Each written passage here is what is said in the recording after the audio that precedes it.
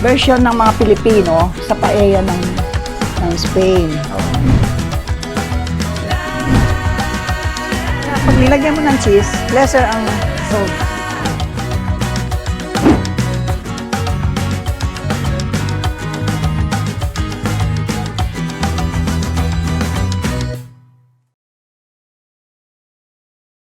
Magandang araw mga kakusina. Gagawa tayo ngayon ng recipe na ni-request ng marami sa ating kakusina. Ito ay ang chicken a la king.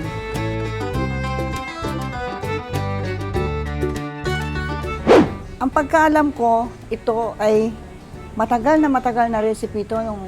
If I won't be mistaken, 1880 pa ginagawa na ng mga dayuhan. It's a foreign recipe. Pero dito sa atin, na-modify na sa taste ng mga Pilipino ang gagawin natin. Itong recipe ito ay makasaysayan para sa akin. Why? Because nang una akong nag-lesson kay Mrs. Dairit, ang binigay niyang, ang nakita kong, ang first lesson ko was ang chicken a la king. And then, nung natutunan ko yun, na gusto ng father ko, na nagkaanak ako, yun palagi yung linuluto ko, ginagawa ko para sa mga bata, hanggang lumaki sila.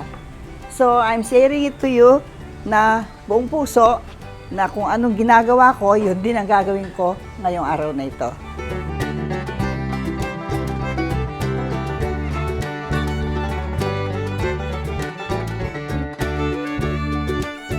For the ingredients, we have, siyempre, yung ating pasty, yung pan. Meron tayong chicken, of course, and then may milk, butter, flour, pepper, onions, mushroom, at saka, siyempre, broth at saka salt and pepper. Bago ko po makalimutan, before I forget, I would like to thank si Mr. Chito Chavez ng Tinapayan sa Sampaloc, Manila, sa kanyang pinadalang bread sa atin, panagagamitin natin ngayong araw na ito. Oy Chito, thank you na eh. Ngayon po, i-prepare natin ang ating bread, no? Maaring alisin natin yung edges.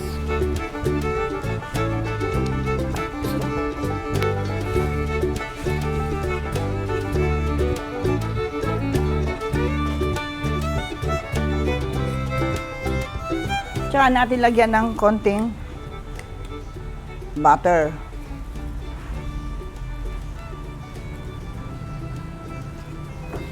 Tsaka natin ilagay dito sa ating muffin.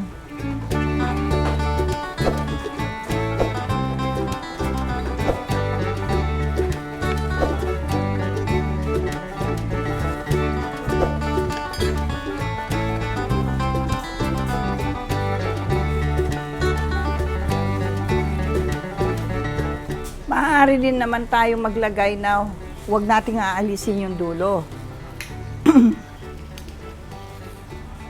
Nasa sa atin na lang po kung anong magustuhan natin.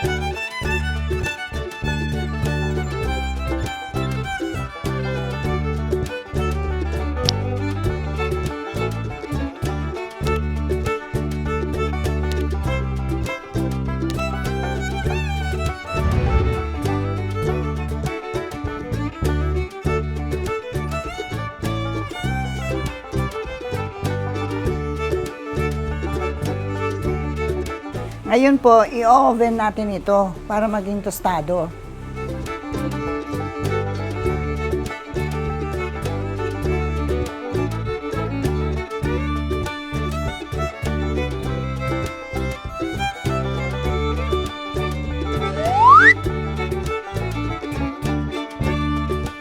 Ngayon po, iluto na natin ang palaman.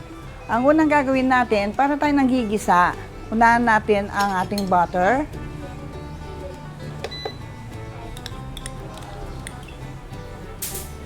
One tablespoon of butter. Maglalagay din tayong konting oil.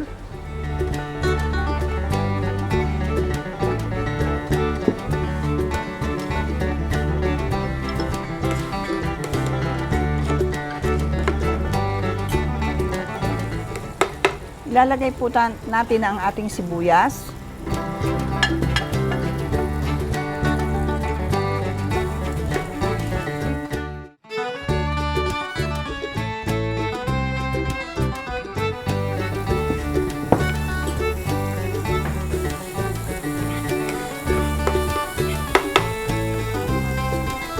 Dagang ko pa.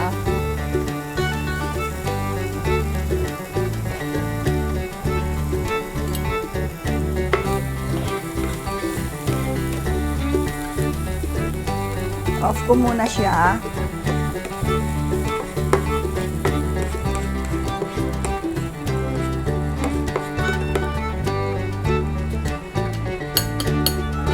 Tsaka ako maglalagay ng flour. All-purpose flour.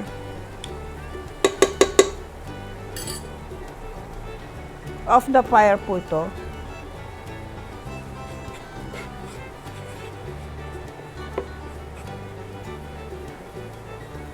At maglalagay tayo ng konting chicken broth.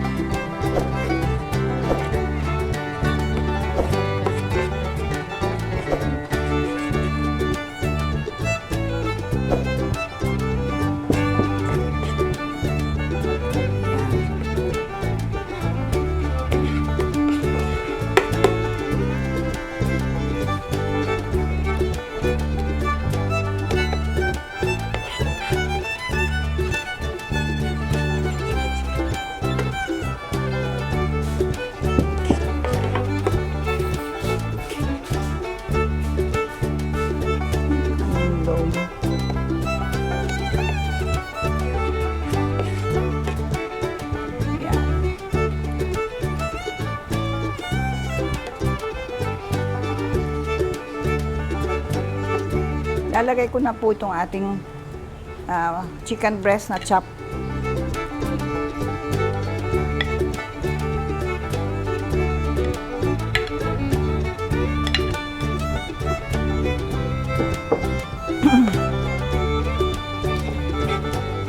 Cook na po siya, kaya sandali lang naman, oh.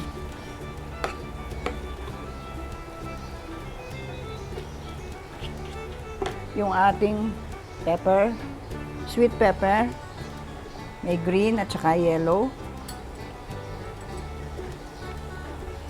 Ang iba, linalagyan po nila ng carrots, pero ako hindi ko nalilagyan. Tsaka itong ating mushroom.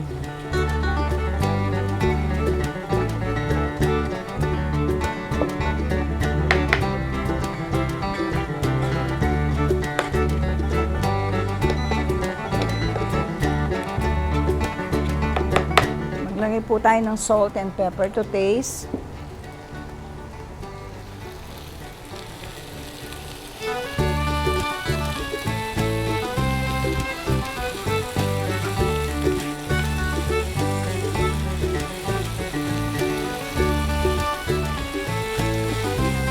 Konting broth pa.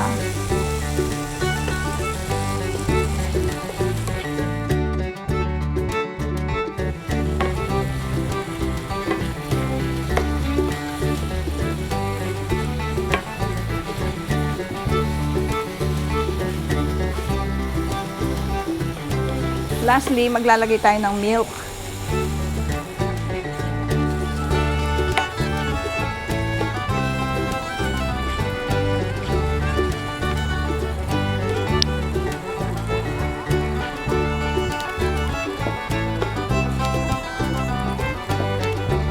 kahit anong class, nasa sa atin na lang kung anong gusto natin ilagay na milk, no? Yung iba, nilalagyan nila ng all-purpose cream. Kasi water lang ang pinagtubig nila. Nasa sa atin na lang pong nagluluto kung anong gusto natin ilagay. Tsaka ang style po ng ginagawa kong ito, style po natin pang sarili lang po natin, no? Hindi yung nasa book.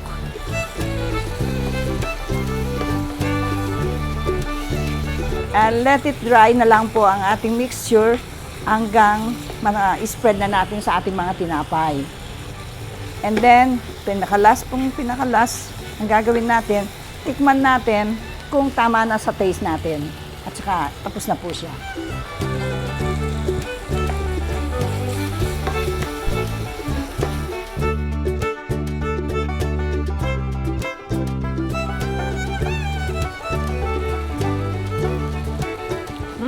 Eksakto na. Sarap. So, patayin ko na po siya. Palamigin natin ng konti. At saka tayo maglalagay sa ating mga bread toast.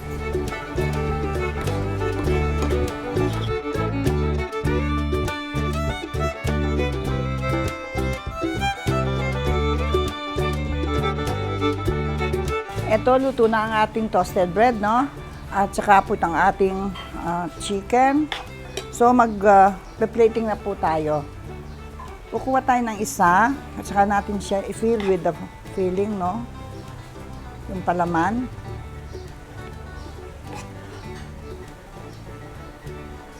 Tsaka po, kung gusto natin, maglagay tayo ng konting cheese sa taas.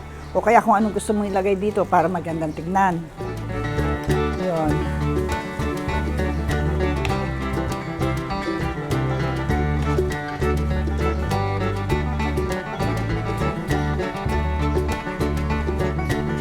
Nasa sa atin na lang po kung anong gusto natin toppings ang ilagay natin para maganda. Nung tinuruan po kami ni Tita Pat, si Mrs. Dairit, binebake pa namin ito after ganito. Ibebake mo uli. Pero dito po sa bahay, pag nakita ng mga anak kong ganyan, kinakain na lang nila.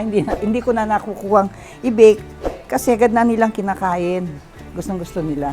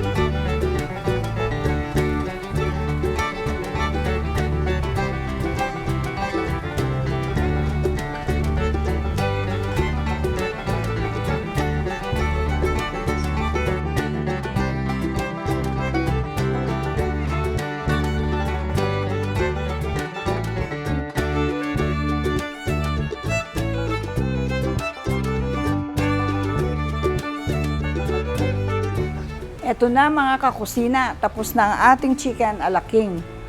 Alam nyo, kung hindi pa nagpadala ng tinapay si Chito, hindi ko pa maalala ang mga request ng ating mga kasama. Kaya lutuin na ninyo ang chicken a la king, prepared from my kitchen to yours.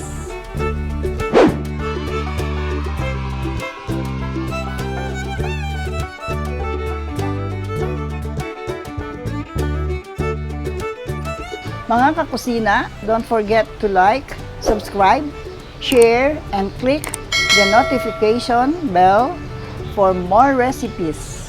Thank you! Maraming salamat!